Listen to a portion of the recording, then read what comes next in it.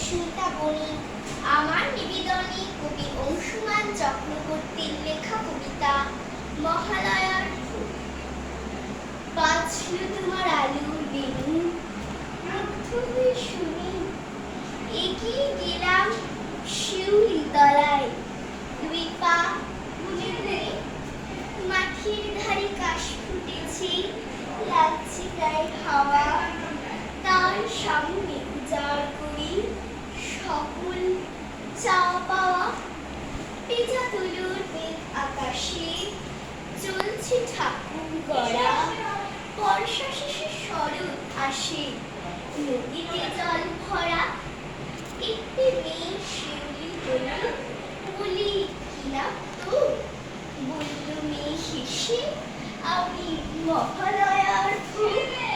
বলল মেয়ে হেসে, আমি মহালয়ার